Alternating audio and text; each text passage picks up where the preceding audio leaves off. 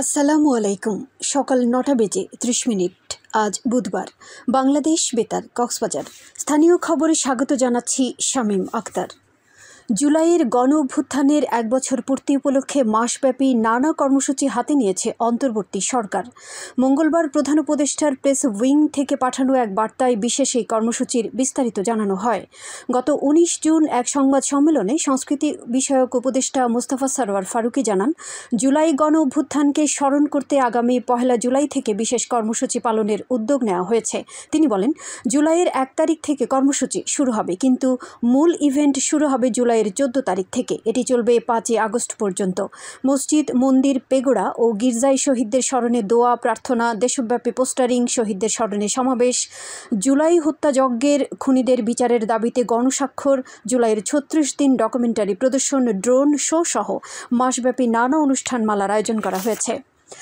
কক্সবাজারে ভোক্তা অধিকার সংরক্ষণ আইন বিষয়ক সেমিনার অনুষ্ঠিত হয়েছে। গতকাল জেলা প্রশাসকের কার্যালয়ের সম্মেলন কক্ষে যৌথভাবে এ সেমিনারের আয়োজন করে জেলা প্রশাসন ও জেলা জাতীয় ভোক্তা অধিকার সংরক্ষণ অধিদপ্তর। এতে সভাপতিত্ব করেন জেলা প্রশাসক মোহাম্মদ সালাউদ্দিন। তিনি বলেন, ভোক্তা অধিকার ত্বরান্বিত করতে ভোক্তাদের সচেতনতার পাশাপাশি শিক্ষার্থীদেরও এ বিষয়ে ধারণা দিতে হবে। এ সময় অতিরিক্ত জেলা প্রশাসক সার্বিক ইমরান হোসেন সজীব, জেলা জাতীয় ভোক্তা অধিকার সংরক্ষণ অধিদপ্তরের সহকারী পরিচালক মোহাম্মদ হাসান আল মারুফ, ব্যবসায়ী সমিতির সভাপতি মোশতাক আহমেদ সহ ছাত্র প্রতিনিধিরা বক্তব্য রাখেন। সেমিনারে ভোক্তা অধিকার সংরক্ষণ আইন ২০০৯-এর বিভিন্ন ধারা, নিয়মিত বাজার মনিটরিং, অভিযোগ নিষ্পত্তি, ভোক্তা হিসেবে করণীয় বিষয় সহ সংশ্লিষ্ট বিভিন্ন বিষয়ে আলোচনা করা হয়। কক্সবাজার শহরের বিভিন্ন হাসপাতাল ও ক্লিনিক্যাল ল্যাবে ব্যবহৃত কেমিক্যাল সমূহের মেয়াদ ও ল্যাবের সামগ্রিক পরিবেশ মনিটরিংয়ে যৌথভাবে ভ্রাম্যমাণ আদালত পরিচালনা করেছে জেলা প্রশাসন ও জেলা স্বাস্থ্য বিভাগ। গতকাল জেলা সদর হাসপাতাল সংলগ্ন বিভিন্ন ডায়াগনস্টিক সেন্টার ও ক্লিনিকগুলোতে অভিযান পরিচালনা করা হয়। এতে নেতৃত্ব দেন জেলা প্রশাসনের সহকারী কমিশনার ও এক্সিকিউটিভ ম্যাজিস্ট্রেট মোহাম্মদ মাসুদ রানা। অভিযানকালে হাসপাতাল ও ক্লিনিক্যাল ল্যাবগুলোতে বিভিন্ন অসঙ্গতি থাকায় মেডিকেল প্র্যাকটিস, বেসরকারি ক্লিনিক ও ল্যাবরেটরি আইনে ইউনিয়ন হাসপাতালকে ১৫,০০০ টাকা, ইউনিয়ন ফার্মেসিকে ৫,০০০ টাকা এবং ডিজিটাল ক্লিনিককে ২০,০০০ টাকা সহ ৪০,০০০ টাকা জরিমানা আদায় করা হয়।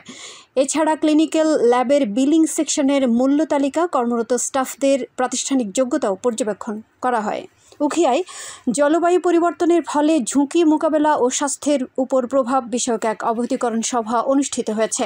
গতকাল স্বাস্থ্য অধিদপ্তরের সহযোগিতায় জাতীয় ম্যালেরিয়া এলিমিনেশন প্রোগ্রাম উপজেলা স্বাস্থ্য কমপ্লেক্সের কনফারেন্স রুমে এ সভার আয়োজন করে।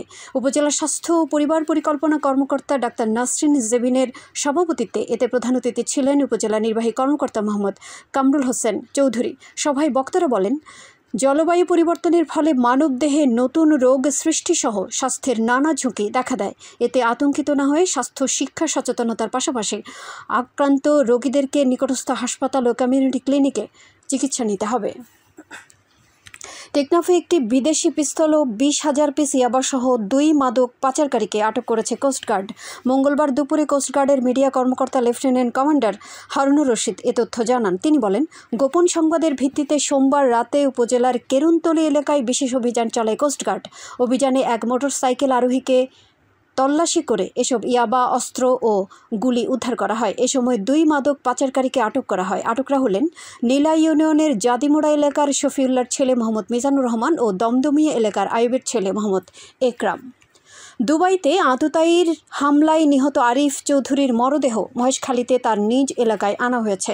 গতকাল রাতে আরিফের মরদেহ তার বাড়িতে পৌঁছার বিষয়টি জানিয়েছেন স্থানীয় ইউনিয়ন পরিষদের সদস্য আলী আকবর। আরিফ উপজেলার বড় মহেশখালী ইউনিয়নের দেবাঙ্গাপাড়ার মোহাম্মদ জাকারিয়ার ছেলে। গত ২ জুন প্রবাসী আততায়ীর হামলায় আহত হয়ে ওখানকার একটি হাসপাতালে চিকিৎসাধীন অবস্থায় মারা যান আরিফ। উখিয়ায় ডাম্প ট্রাকের ধাক্কায় ৭ বছরের মোহাম্মদ নিশাদ নামে এক শিশুর প্রাণহানি হয়েছে। গতকাল পালংখালী এলাকায় ঘটনাটি ঘটে। প্রত্যক্ষদর্শীরা জানান, শিশুটি রাস্তা পার হওয়ার সময় দ্রুতগামী একটি ডাম্পার তাকে ধাক্কা দেয়। স্থানীয়রা গুরুতর আহত অবস্থায় তাকে উদ্ধার করে স্বাস্থ্য কমপ্লেক্সে নিয়ে গেলে কর্তব্যরত চিকিৎসক নিশাদকে মৃত ঘোষণা করেন। নিশাদ একই এলাকার স্থানীয় বাসিন্দা নূর মোহাম্মদের ছেলে। শাহপুরের দ্বীপ হাইওয়ে পুলিশের উপসহকারী পরিদর্শক আনিস মিয়া ঘটনার সত্যতা নিশ্চিত করেছেন। আবহাওয়া। এখন জানিয়ে দিচ্ছি বাঁকখালী নদীর মোহনা ও সংলগ্ন এলাকার সামুদ্রিক জোয়ার ভাটার সময়সূচি। আজ ভাটা শুরু হবে সকাল 10:17, চলবে বিকেল 5:01 পর্যন্ত। খবর শেষ হলো। আমাদের পরবর্তী খবর প্রচারিত হবে আজ দুপুর 2:30।